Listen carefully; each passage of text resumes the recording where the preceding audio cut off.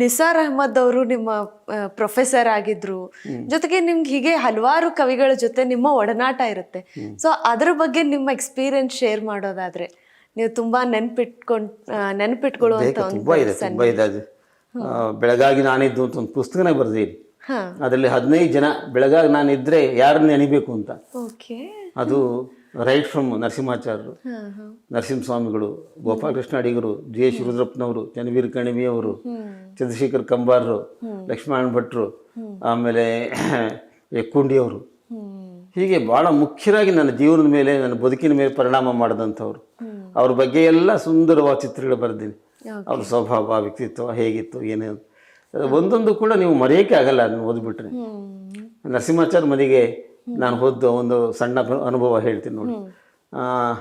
ಅದು ಸಾಯಂಕಾಲ 6 ಗಂಟೆ ಸಮಯ. ಪೂತಿನ ಮನೆಗೆ ಹೋಗಿದ್ದೀನಿ ನಾನು ನೋಡೋಕೆ, ಅವ್ರು ನೋಡಬೇಕು ಅಂಥೇಳಿ. ಅವ್ರಿಗಾಗಲೇ 90 ವರ್ಷ, ಕಣ್ಣು ಸರಿಯಾಗಿ ಕಾಣಿಸ್ತಿರ್ಲಿಲ್ಲ, ಕಿವಿ ಕೇಳಿಸ್ತಿರ್ಲಿಲ್ಲ.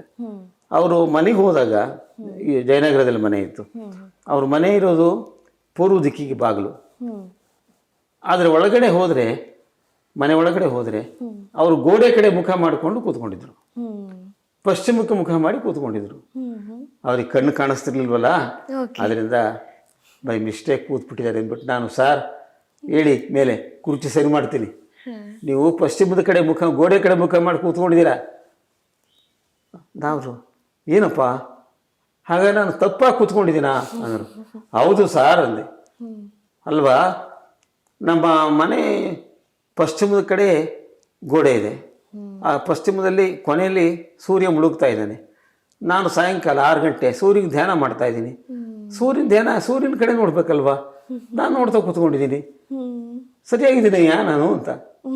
ಅಯ್ಯೋ ರಾಮ, ಕಣ್ಣು ಕಾಣಿಸುತ್ತೆ ಅಂದ್ಕೊಂಡು ನಮಗೆ ಗೋಡೆ ಕಾಣುತ್ತೆ, ಕಣ್ಣು ಕಾಣಿಸಲ್ಲ ಅಂತನೋ ನರಸಿಂಹಾಚಾರ್ಯರಿಗೆ ಸಾಕ್ಷಾತ್ ಸೂರ್ಯನಾರಾಯಣ ಕಾಣ್ತಾನೆ. ಅಂದರೆ ನೋಡೋ ದೃಷ್ಟಿ ಇಂಪಾರ್ಟೆಂಟ್. ನಾವೇನು ನೋಡ್ತೀವಿ, ನೋಡಿದ್ರೆ ಆಚೆಗೆ ನಾವು ನೋಡ್ಬೇಕಲ್ಲ ಅಲ್ವಾ, ನೋಡಿದ್ರೆ ಆಚೆಗೆ ನೋಡೋದು ಅದು ಕವಿ ಆಗ್ಬೇಕಾದ್ರೆ ಬಹಳ ಮುಖ್ಯವಾದ್ದು. ಏನು ನೋಡ್ತಿರೋ ಅದರ ಹಿಂದೆ ಮತ್ತೊಂದೇನೋ ಇದೆ, ಆ ಸೂಕ್ಷ್ಮವನ್ನು ನೋಡ್ಬೇಕು. ರವಿ ಕಾಣತನ್ನು ಕವಿ ಕಂಡ ಅಂತ. ಹಾಗೆ ಸರ್. ಜೊತೆಗೆ ನೀವು ಪ್ರಾಧ್ಯಾಪಕರು ಆಗಿದ್ರಿ ಅಂತ ಹೇಳಿದ್ರಿ, ಆಮೇಲೆ ನೀವು ಹೇಳಿದ್ರಿ ನಿಮ್ಮ ಲೆಕ್ಚರರ್ ಒಬ್ರು ನಿಮ್ಮ ಬರವಣಿಗೆಯನ್ನು ನೋಡಿ ಅವ್ರು ಅಪ್ರಿಶಿಯೇಟ್ ಮಾಡೋದ್ರಿಂದ ಪರವಾಗಿಲ್ಲ ನೀನು ಬರಿತೀಯಾ ಅಂತ ಹೇಳಿದಾಗ ಅಲ್ಲಿಂದ ನಿಮಗೊಂದು ಆ ಇನ್ಸ್ಪಿರೇಷನ್ ಬಂತು.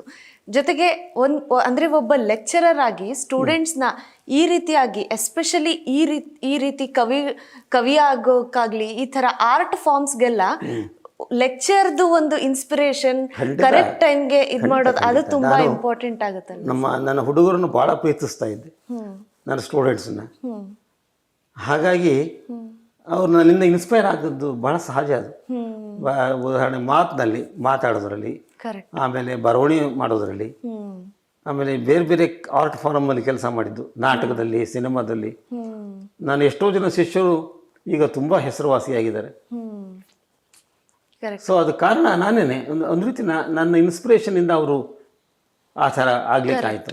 ಆಮೇಲೆ ಅವರು ಸ್ವಂತ ಶಕ್ತಿಯಿಂದ ಬೆಳೆದ್ರು, ಅದು ಅವರವರ ಸ್ವಯಂ ಶಕ್ತಿ. ಇಲ್ಲ, ಈ ಕನ್ನಡ ಸಾಹಿತ್ಯಕ್ಕಂತೂ ಕರೆಕ್ಟ್ ಟೈಮ್ಗೆ ಒಂದು ಅಪ್ರಿಸಿಯೇಷನ್ ಇದ್ರೇನೆ ಅವರು ಬೆಳೆಸ್ಕೊಂಡು ಹೋಗೋದು.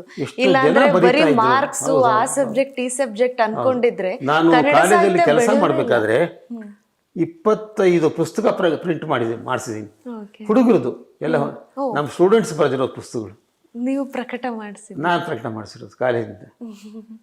ಅಂದ್ರೆ ಅಷ್ಟು ಜನ ಲೇಖಕರನ್ನ ನಾವು ಹುಟ್ಟಿಸ್ದಾಗಾಯ್ತಲ್ವಾ, ಹೌದು, ಅವರಿಗೆ ದಾರಿ ತೋರಿಸ್ದಾಗಾಯ್ತಲ್ವಾ.